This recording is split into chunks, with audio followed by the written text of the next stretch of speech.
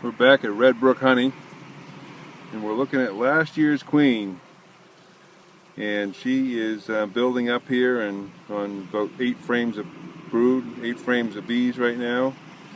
And you can see she's got a yellow dot from last year, and she's kind of sniffing around a little bit. I don't know whether she's looking for a cell to lay in, whether she's looking for something to eat. Her daughters take good care of her. I added her to this group of bees about a week ago, and as you can see, they released her and took good care of her. That's last year's northern raised Vermont Michael Palmer queen. The queen is, when she gets established here, is the mother of the colony, and what you see are a lot of her daughters, or daughters to be. These bees were alive before she was born, before she was introduced into this colony. And I'm just looking to see what she's looking for.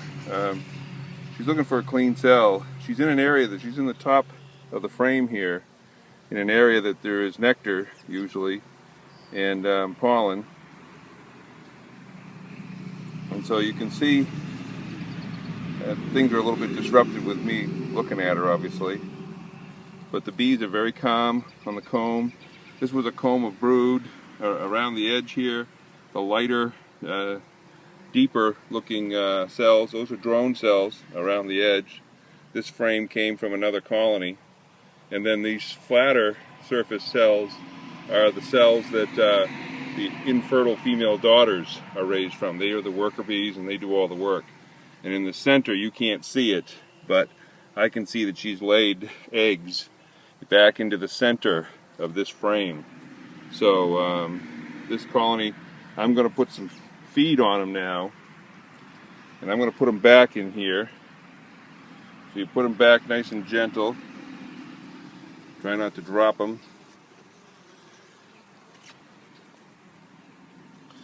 What I'm going to do is I took a frame out over here on the far side.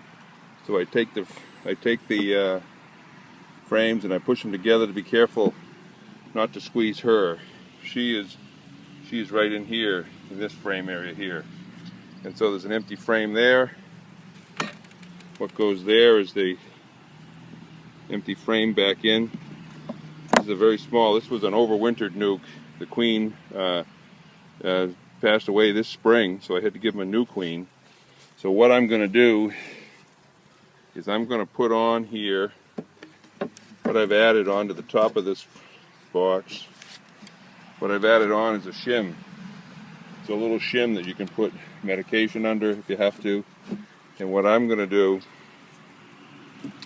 is put some sugar feed on top of them. And sugar feed is 1-to-1. I take it in a baggie and I lay the baggie down right on top. Get out of the way, girls. I lay the baggie down right on top of the bees here. They'll scurry down underneath. And then what I'm going to do is I'm going to put a couple of holes right in the top of it.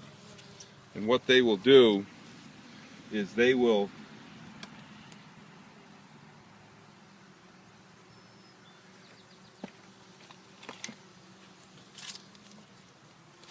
I apologize, I'm doing this one-handed. I had to dig out a knife. What they will do is I'm going to put a couple of slits here, and that's going to allow the sugar water to ease out over the top of it, and the bees will come up and drink the sugar water that comes up on top here, because this colony needs some food. And I'll come back out again tomorrow. That baggie's, I just had one, it's not quite full. So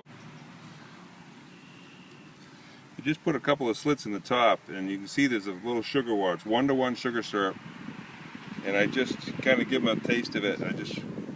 What they'll do is the bees will come up and crawl all over this. Once they realize it's here, they'll crawl all over it, and they'll drink the 1-to-1. It'll give them some protein. This is carbohydrates, and the protein is the pollen that they bring in. So I like to put it right on the frames. It gets it very close. Tonight's going to be a little below 50 degrees here, if you can believe it, in the middle of June. And so we're building up a few colonies here. I'm just giving them a taste of it. It's right on my finger. It's a little cool right now, so they get a taste of it. They'll come right up to my finger here. It's interesting how they'll come right up to the finger.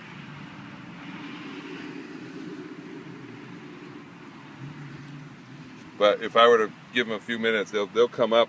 They will drain that bag overnight almost, possibly. So then the inner cover goes back on. To cover it up like this. And so the Baggie feeder is right down inside. Sometimes I'll put sticks on either side here, and I'll put a 1-gallon pail up on top, and the bees will come up and cluster. But with the cooler weather, it's good to put it right down on the bees. And then the inner cover goes back on. And there's my notes that I put in the yellow queen on May 23rd. And they've released her. And what I'm doing now is just going to close up the cover. It's late in the afternoon. It's almost 6 o'clock. There's shade out. And this colony is building up. These other two colonies, the one on the end is very strong, obviously. That one has 2 medium supers on top. And the one in the middle is building up on 2 brood boxes. You can see the girls coming and going from the top and the bottom there. And there's quite a few girls coming and going from the one over on the far side. Feeding bees and checking on a very small hive, helping her build up here at Red Brook Honey.